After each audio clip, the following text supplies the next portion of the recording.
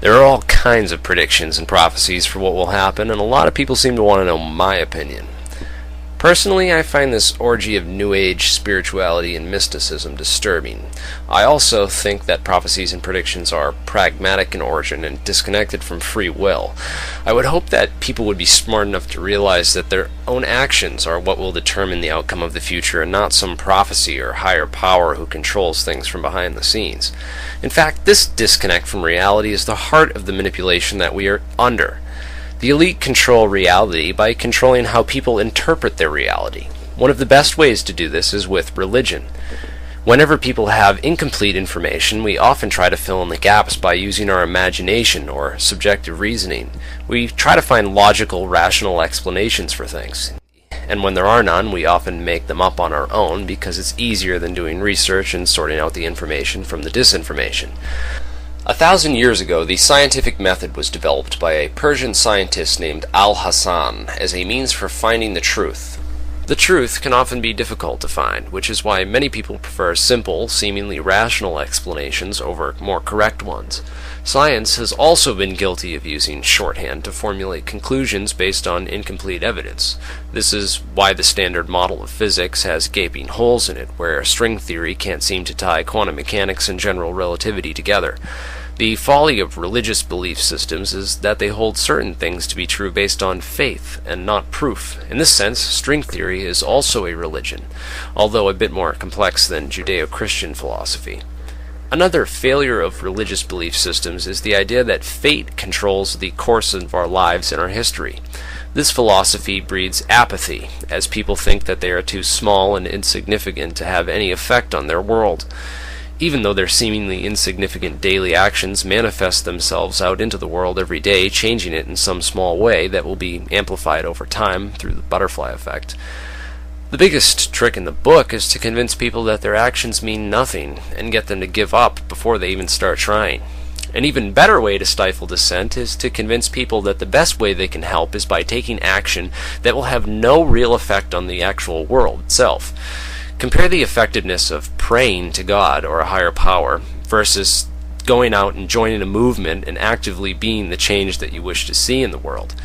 A scientific way to think about how history is created is to imagine a vast dynamic equation consisting of all the organisms and elements in the world. Even the basis of how a person interprets an event in relation to others can influence the foundations of one's beliefs, the actions that they decide to take or not.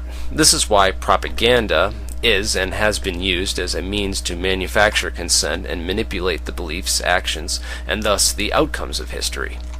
The problem is that the equation is so large and complex that we get lost and often forget that we can play any role at all in the course of history. We fail to see that at every moment in life is a decision, one that can and will change the world forever. Rosa Parks made the decision not to give up her seat on the bus. Who's Rosa Parks? She's you. She's another integral part of the dynamic equation. Did God tell Rosa Parks to disobey police orders and remain on the bus? Did God start the American Civil Rights Movement, or was it people's actions that did these things? It is important to note that although courses of action in history have been influenced by religion, it is those beliefs in the religion that influence people to act in a certain way or not. In a sense, these understandings and resulting actions that people take move the dynamic equation forward, religion or not. A prime example of this can be seen in the Crusades, where people's beliefs and vanity that they were vindicated by God himself for bringing Christianity to the Muslim world.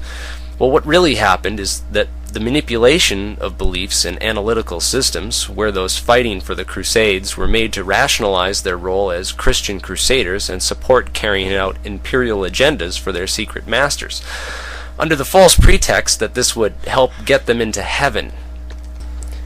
If you believe that fate secretly controls the world and people's actions, then you are willingly giving up control over your own life to this belief. You are in control of your own actions until you believe that you're not. It's the same type of mentality as studying 2,000-year-old scriptures and hoping that they can tell us something about the future, as if people who lived back then could relate to the world today. Obviously, studying the current state of the dynamic equation and the real-world systems of control will give you a much more accurate understanding of your environment than studying scriptures and prophecies made thousands of years ago by people who knew nothing about oil, the energy crisis, fractional reserve banking systems, etc. Like the people who read horoscopes or books about Nostradamus and end up using the information that they get to make decisions about their own lives. The prophecies become self-fulfilling as people act upon the false advice, furthering their own manipulation. So if everyone is predicting a major event in 2012, it opens all these people up to another staged event by the government, which they will falsely accept as prophecy and go along with it. Think about it. There is no better time to use tyranny and extend the government beyond its constitutional powers than when the people are already expecting the end of the world. This presupposed belief in an upcoming apocalypse pacifies people who could help stop it, by making them falsely believe that it's already predestined to happen anyway. This allows many totalitarian and fascist laws to be set up with little resistance or surprise. It really removes the nature of how appalled the people would have reacted.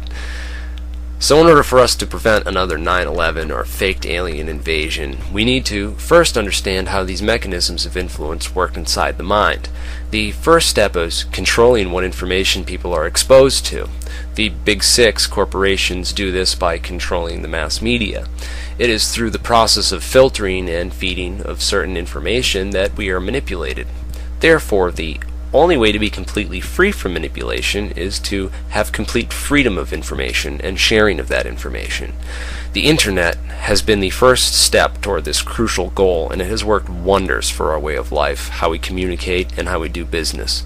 It is for this reason that maintaining control over the internet should be our #1 priority in the years to come. With the internet secure, the biggest threat to the truth is the debunkers and disinformation artists, the counterintelligence, and the gullible brainwashed fools who parrot them. Shills use a variety of tactics. Most importantly, though, is doublethink. Doublethink is the act of simultaneously accepting as correct two mutually contradictory beliefs, such as a belief in war for peace, or the belief in life after death, death being the point at which life ends. Logically, one would assume that death is a bad thing and should be avoided at all costs. However, it is a complete mystery what actually happens to us when we die. Due to the fact that your perception, referential totality, and first-person perspective ends at that point, and you can no longer directly make changes in this world, whether there's an afterlife, reincarnation, or otherwise. What we do in this world before we die is of the utmost importance.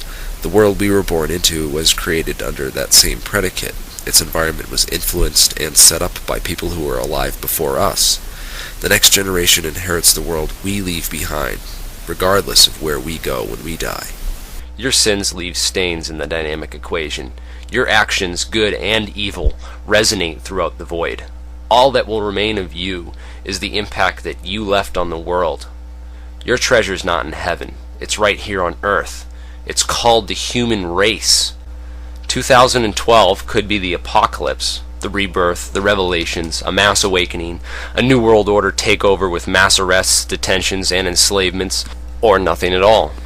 The dynamic equation is totally dependent upon our actions, your actions. Violence and rioting will only get the police state here faster. You can't prevent a natural disaster, but you can do your part to keep mankind from destroying the planet. You are the architect of your own future. The world as you know it depends on you. Your action or inaction will ultimately determine the fate of the entire human race. The world is going through global changes right now. We are in the midst of a new world order, whether we like it or not. Unfortunately, the elite slave masters of the old world order have been setting up a global empire they intend to keep control over, and they finally have the technology to actually do it. Luckily, this is all being exposed through the internet, and we still have time to stop it. But we also need to decide what kind of world we want to build instead, and we can't do it alone. So join the movement, subscribe to my channel, and make an account on my website, extrapedia.org. Check out some of our ideas and start sharing your own. We are creating a library for the advancement of humanity, where all the different ideas for the future can come together and be evaluated. So stop following false prophets and become your own.